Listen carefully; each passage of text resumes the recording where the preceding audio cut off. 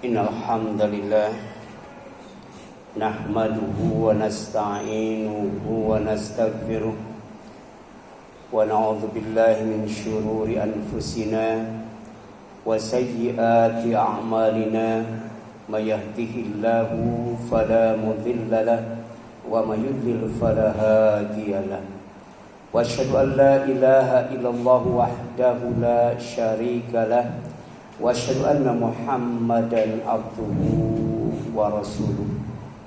Allahumma salli ala Muhammad wa ala ali Muhammad kama sallaita ala Ibrahim wa ala ali Ibrahim innaka Hamidum Majid. Amma ba'd. Faqala Allah Ta'ala fi kitabihil karim, a'udzu billahi minasyaitonir rajim. Ya ayyuhalladzina amanu taqullaha haqqa tuqatih wa la tamutunna illa wa antum muslimun. Ikhwat iman, ikhwan fillah, jamaah ibadah Jumat Masjid Al-Hidayah yang dirahmati dan dimuliakan oleh Allah Subhanahu wa taala. Alhamdulillah, Allah masih memudahkan dan meringankan langkah kaki kita, melapangkan hati kita untuk hadir di majelis yang mulia, yaitu rumah Allah Subhanahu wa taala untuk menunaikan ibadah Jumat.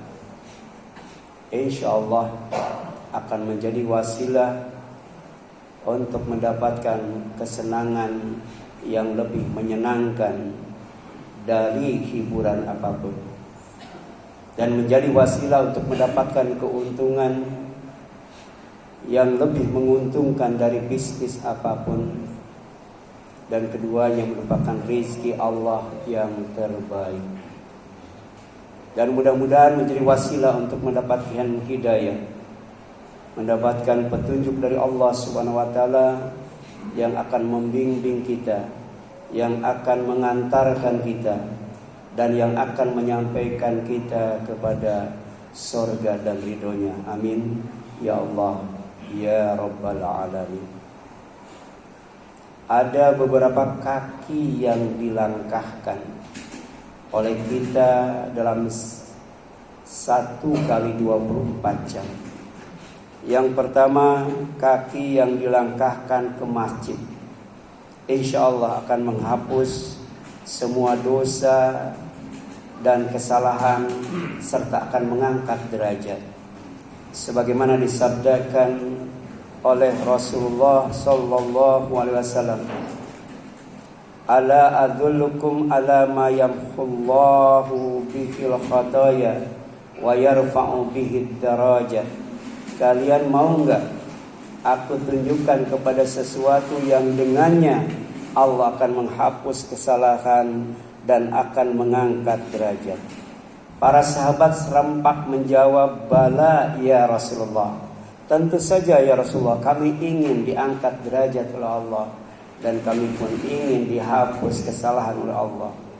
Maka kemudian Rasul bersabda, qala, kalau begitu isbagul wudu alal makari, walaupun tidak menyenangkan, usahakan wudu itu dengan sempurna.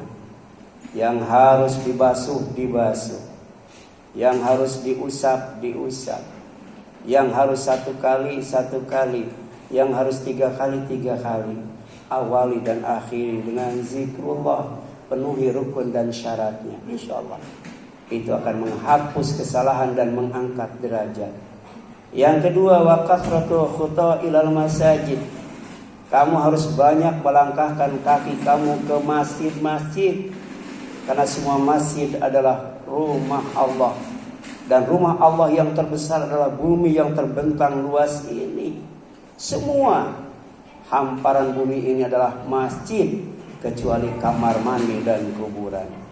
Itulah yang dapat mengangkat derajat dan menghapus dosa. Kemudian yang ketiga, kata Rasulullah, intidharus shalah ba'da shalah. Setelah menunaikan sholat, jangan pulang ke rumah kalau bisa.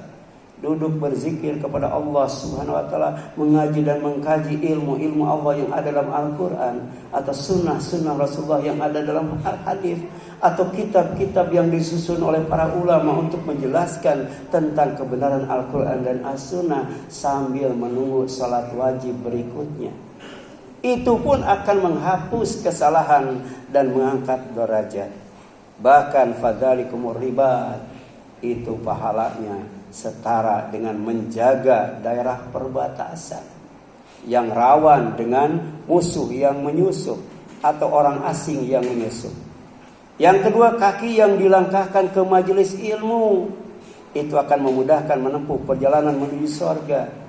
Sebagaimana disabdakan oleh Rasulullah sallallahu alaihi wasallam, "Man salaka tariqan yaltamisu fihi ilman, sahalallahu lahu tariqan ilal jannah." Siapa saja yang menempuh suatu jalan dan bermaksud untuk menuntut ilmu, pasti Allah mudahkan dengannya jalan menuju surga. Jadi secara tersirat hadis ini menegaskan kepada kita bahwa penduduk surga itu adalah orang-orang yang berilmu. Dan orang tidak akan mendapatkan kemudahan untuk menempuh jalan menuju surga kalau tidak punya ilmu. Oleh karena itu, hadiri majelis-majelis ilmu. Kaji yang namanya ilmu, terutama ilmu Allah yang dibawa oleh Rasulnya, yaitu Al-Quran dan As-Sunnah. Kemudian kaki yang dilangkahkan untuk singgah di halaqah zikir sebagai taman surga. Jadi ada halaqah zikir, majelis yang di dalamnya dihiasi dengan zikir-zikir kepada Allah, mengucapkan kalimat-kalimat thayyibah, subhanallah walhamdulillah wala ilaha illallah wallahu akbar wala haula wala quwata illa billah astagfirullah dan lain sebagainya. Dan juga majelis yang di dalamnya didirikan sholat, baik sholat fardu ataupun sholat sunat. Dan majelis atau tempat yang di dalamnya diadakan kajian-kajian ilmiah yang membahas tentang keislaman. Islam sebagai agama yang benar, agama yang sempurna, agama yang akan diterima oleh Allah SWT dan menjanjikan keuntungan bagi pemeluknya di akhirat kelak. Jadi saat kita lewat, baik jalan kaki atau berkendaraan, kemudian ada tempat di dalamnya sedang berlangsung zikrullah, berzikir kepada Allah seperti yang disebutkan tadi, maka kita singgah masuk ke dalamnya, padahal sebelumnya tidak ada niat untuk menghadirinya. Maka itu setara dengan orang yang sedang berjalan di taman-taman sorga. Dan ini disebutkan hadis riwayat Ibnu Umar.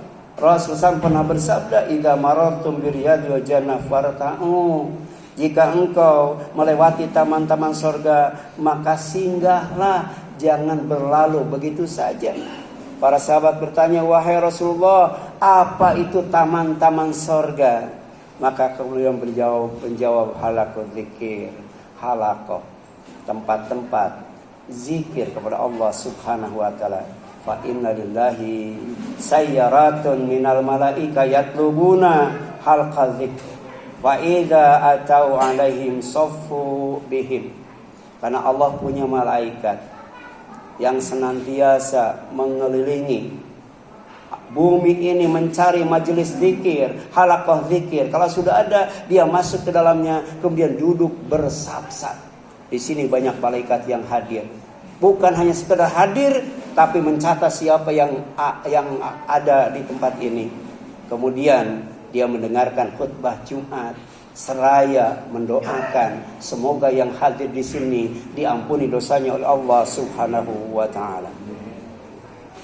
Barakallahu li wa lakum.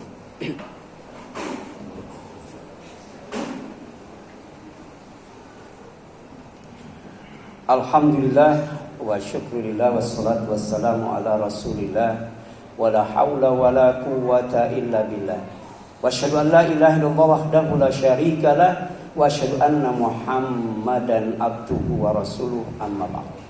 Masyaallah muslimin rahimani wa rahimakumullah.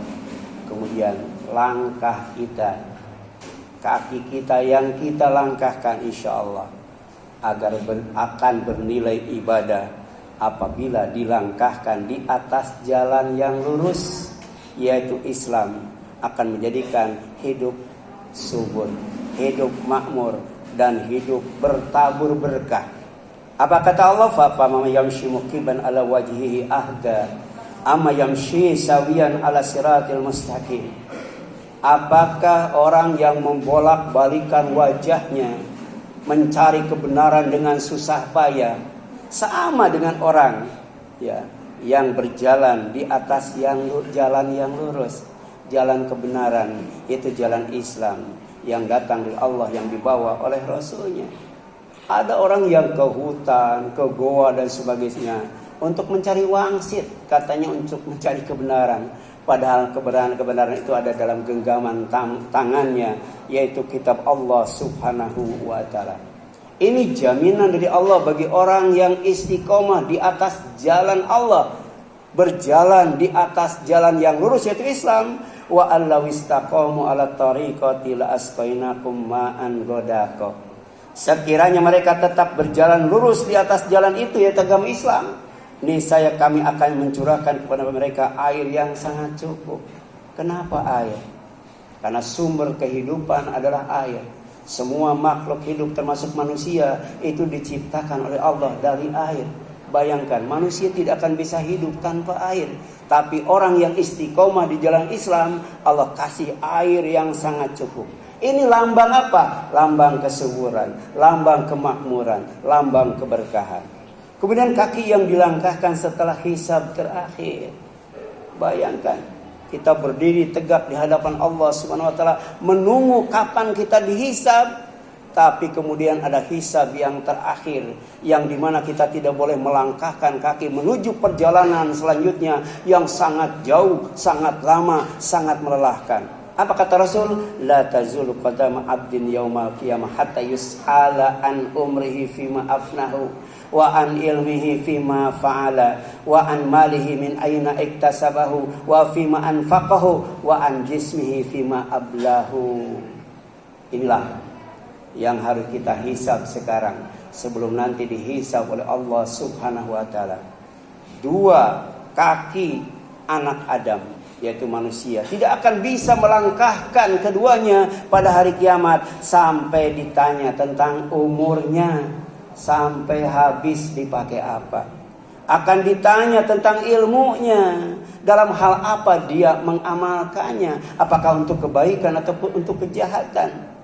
Akan ditanya tentang hartanya, dari mana dia mendapatkannya dan kemana dia mengeluarkannya. Dan terakhir akan ditanya tentang jasmaninya, dengan tentang badannya, tentang tubuhnya, dari ujung rambut sampai ujung kaki, sampai kemudian rusak, loyo, lemah. Itu digunakan untuk apa? Digunakan untuk ibadah, digunakan untuk amal soleh, atau sebaliknya digunakan untuk maksiat dan amal salah.